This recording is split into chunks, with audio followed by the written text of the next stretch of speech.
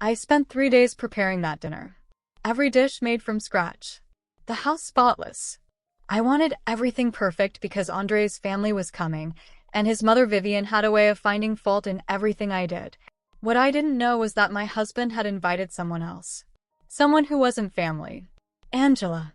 She walked through my door wearing a dress I could never afford, smiling like she owned the place.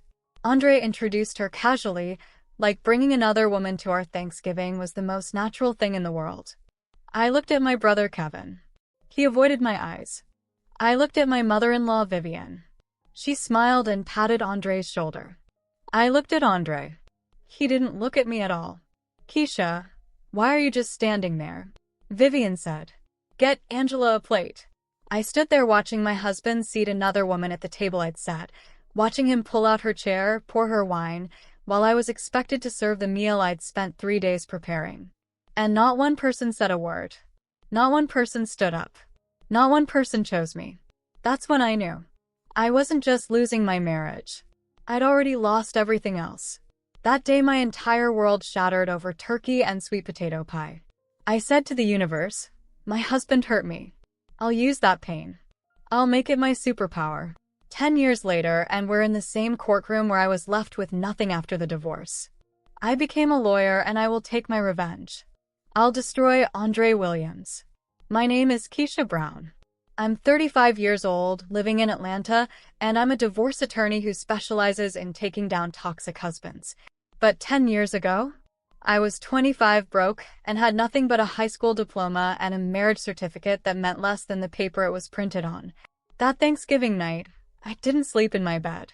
I couldn't. Watching Angela laugh at Andre's jokes, seeing Vivian treat her like the guest of honor while I served everyone like hired staff, something inside me broke. Around midnight, after everyone left and Andre went upstairs without a word, I packed one suitcase. He didn't even notice me leave. I ended up at a women's shelter on the east side. The intake counselor, Brianna, asked me if I was in physical danger. No, I said. Just every other kind. The first week, I cried until I had nothing left. The second week, I got angry. The third week, I tried to figure out what I could claim in a divorce. That's when I discovered the prenup. I'd signed it 3 years earlier, young and in love, trusting Andre when he said it was just a formality his mother insisted on. I didn't read it. Didn't have a lawyer look at it. I had even quit my job as a manager at a laundry because he insisted he wanted a wife who stayed at home. The rage that consumed me was volcanic. That prenup meant I'd get nothing. The house, his name. The cars, his name. The savings account I didn't even know existed. Definitely his name. 3 years of my life, and I'd leave with less than I came in with. I stayed at that shelter for months. During the day, I worked at a grocery store, stocking shelves and running registers. At night, I sat in the shelter's common room and planned my future. Brianna noticed me reading law articles on the shared computer. You thinking about going back to school? She asked. I'm going back to school. Law school. Family law. Divorce specifically. She looked at me like I'd said I was going to Mars. Keisha, that's at least 7 years of education. Undergrad, then law school, then. I know. And you're living in a shelter. I know that too. But here's what Brianna didn't understand. What nobody understood. Andre always underestimated me. Called me simple. Said I was lucky he married me because I didn't have ambition or drive. He was wrong. I had plenty of drive. I just didn't know what I was driving toward until he humiliated me in front of everyone I thought loved me. Now I knew exactly where I was going. I enrolled in community college that spring. 2 years there, then I transferred to a 4-year university. After that, law school. I mapped it all out on notebook paper, every semester, every class, every step between me and the bar exam. My divorce was finalized that summer. Just like the prenup promised, I got nothing. Andre didn't even show up to court. Sent his lawyer instead. What I discovered next destroyed me further. Kevin knew about Angela before Thanksgiving. He'd introduced them. Worked with Andre as his business partner and chose him over his own sister. Blood doesn't mean loyalty. I learned that the hard way. The next 7 years were war. I worked full-time at a law firm as a paralegal during the day. Took classes at night. Slept maybe 5 hours if I was lucky. My studio apartment was smaller than Andre's walk-in closet, but it was mine. Every piece of furniture, every dish, every book, I paid for it myself. I graduated with a 4.0 at the community college and transferred to Georgia State University. That's when things got harder. Not the coursework, I could handle that. It was watching other students worry about sorority formals and spring break while I worried about making rent. It was eating ramen for dinner 4 nights a week. It was missing class when I got the flu because I couldn't afford to miss work. But I kept going. Law school was a different beast entirely. I got into Emory on partial scholarship. The rest I covered with loans that made me nauseous every time I saw the balance. First year nearly broke me. Constitutional law, contracts, civil procedure. It was like learning a new language while drowning. I studied in the library until they kicked me out at midnight, then went home and studied more. That's when I met Professor Denise Smith. She taught family law and noticed me sitting front row, taking notes like my life depended on it. Because it did. You have something most of these students don't, she told me after class one day. You understand what's actually at stake. Denise became my mentor. Taught me more than case law and procedure. She taught me strategy, psychology, how to read people, how to find what they're hiding. Divorce isn't just about dividing assets, she said. It's about power. And the person who understands power dynamics always wins. I absorbed everything she gave me. Every lesson. Every tactic. Every trick toxic husbands use to hide money and manipulate the system. I was learning to become exactly what Andre would fear. I passed the bar exam on my first try. Top 15%. Denise offered me a position at her firm immediately. Junior associate specializing in family law and divorce cases. My first client was a woman named Michelle. 38 years old, married 15 years, 3 kids. Her husband told her she'd get nothing because she hadn't worked outside the home. Sound familiar? I tore that case apart. Found his hidden accounts. Proved he'd been transferring marital assets to his brother's name.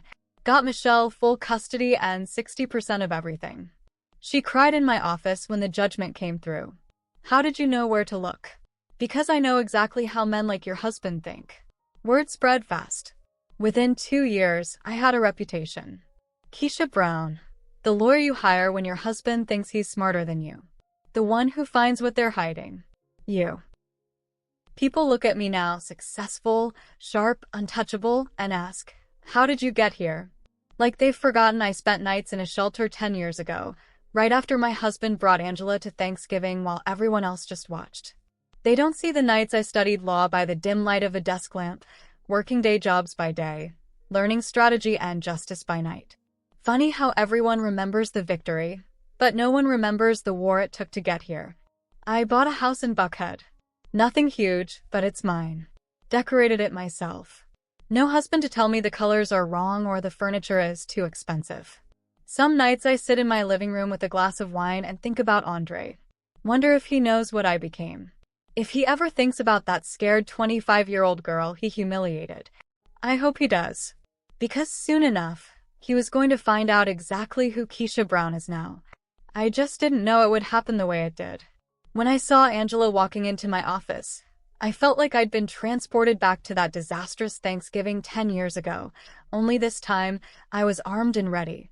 She looked older, tired. The confidence she wore that night was gone.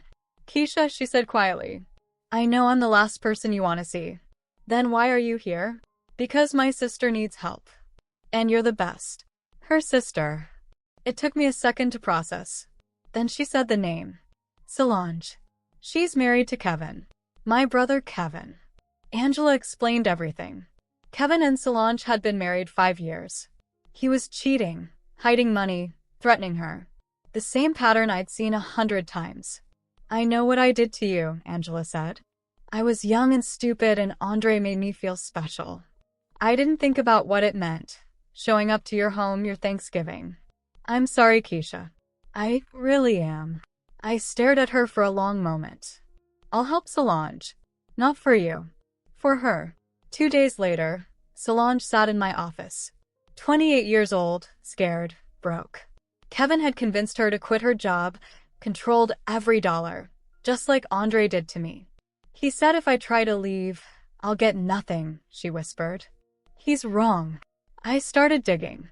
Bank records, business accounts, property transfers. Kevin thought he was clever, but he wasn't. He learned from Andre, and I'd spent 10 years learning how to dismantle everything Andre taught him. Then Kevin showed up at my office, unannounced. You can't do this, he said. She's my wife. And I'm her lawyer. I'm your brother. I stood up, looked him dead in the eye. You destroyed this family the day you chose a toxic man over your sister. Because guess what? You're a toxic man too, Kevin. Blood doesn't mean loyalty. Family are the people who stand with you when it matters. He left. I won the case. Solange got the house, half the business, and full custody of their daughter. Justice tasted sweet. But the real victory was still coming. 3 months after Solange's case closed, I got a call from a woman I'd never met. Ms. Brown? My name is Tasha Williams. Someone told me you're the lawyer I need. Williams. My hands went cold. Who's your husband? Andre Williams. The room tilted. I'm 35 now. Tasha is 25, the same age I was, with the same husband and fears, manipulated as I was, but her divorce chapter will end differently. She came to my office the next day. Young, beautiful, scared. Vivian had been doing to her exactly what she did to me, undermining her, making her feel small, treating her like competition instead of family. Andre's hiding money, Tasha said. I know he is. And his mother keeps coaching him, telling him how to protect everything before I can file. I knew exactly what Vivian was doing. The same thing she'd done with my prenup. Tasha, I need to tell you something. 10 years ago, I was married to Andre. Her eyes went wide. And 10 years ago, I walked away with nothing. But that's not going to happen to you. I wake up every morning to face the same demon that drained me 10 years ago. That is bravery. I spent 6 weeks building the case. Found every hidden account. Every shell company. Every asset Andre and Vivian thought they'd protected. Denise helped me strategize. This wasn't just about winning. This was about sending a message. The day we walked into that courtroom, Andre saw me and froze. I'm not emotional anymore. I'm calculated. 10 years later, and we're in the same courtroom where I was left with nothing after the divorce. I will take my revenge. I'll destroy Andre Williams. All rise. Let the games begin. Andre's lawyer was good, but I was better. I presented every document, every transfer, every hidden account Andre thought was untouchable. His lawyer objected.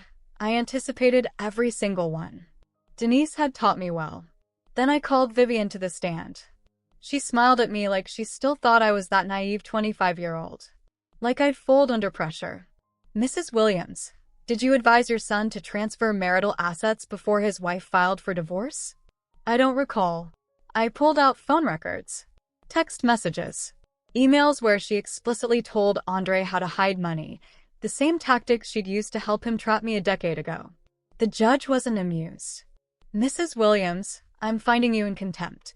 Sanctioned for obstruction and coaching a party to commit fraud. Vivian's face crumbled. Andre looked sick. His lawyer tried to recover, argued the prenup protected everything. But I'd studied that prenup inside and out. Found every loophole. Every clause that invalidated it when fraud was involved. The judge ruled in our favor. Tasha got the house. 65% of all marital assets. Full discovery of every hidden account. Spousal support for 3 years. Andre lost almost everything. Outside the courtroom, Tasha hugged me, crying. Thank you. Thank you. You deserved better than him, I said. Don't ever forget that. Andre walked past us, wouldn't meet my eyes. Vivian followed behind him, silent for once. I didn't gloat. Didn't say a word. I just watched them leave. Watched everything they'd built through manipulation and control fall apart. If I can be an example for Tasha and every woman out there, I won. And I did. That night, I sat alone in my living room with a glass of wine, staring at the city lights through my window. Victory should have felt sweeter. It should have filled the empty spaces. But the truth is, I'm still alone. I haven't dated seriously in years. Haven't let anyone close enough to hurt me again. My life is my work, my cases, other women's battles. Sometimes I wonder what 25-year-old Keisha would think of me now. Would she be proud? Or would she be sad that I never let my guard down again? I think about the cost of becoming who I am. The relationships I didn't build because I was building a career. The softness I lost because I needed armor. But then I think about Tasha, about Solange, about Michelle and the dozens of other women I've helped escape men who thought they were untouchable. I think about that Thanksgiving 10 years ago, standing in my own home, being treated like nothing, watching everyone I loved choose him over me. And I know I'd do it all again. The pain made me powerful. The humiliation made me unstoppable. The betrayal taught me exactly who deserves my loyalty. I'm not the woman I was. I'm better. Even if better means lonely sometimes. Last week, I had lunch with Denise at our favorite spot downtown. I have news, I told her. She raised an eyebrow. Good news or complicated news? Both maybe. I smiled. I'm applying for a judgeship. Denise set down her fork, eyes wide. Keisha, the position opens next year. Family court. I've been thinking about it for months and I'm ready. She reached across the table, squeezed my hand. You're going to be incredible. I'm going to be fair, I said, because I know what it's like to feel powerless. To have a piece of paper strip away years of your life. To watch your toxic ex-husband win while you're left with nothing but humiliation. I'm going to change that. Not for revenge. Not even for justice, really. For the next scared 25-year-old who walks into a courtroom thinking she's already lost. 10 years ago, my husband brought another woman to Thanksgiving and everyone I loved watched it happen. My family abandoned me.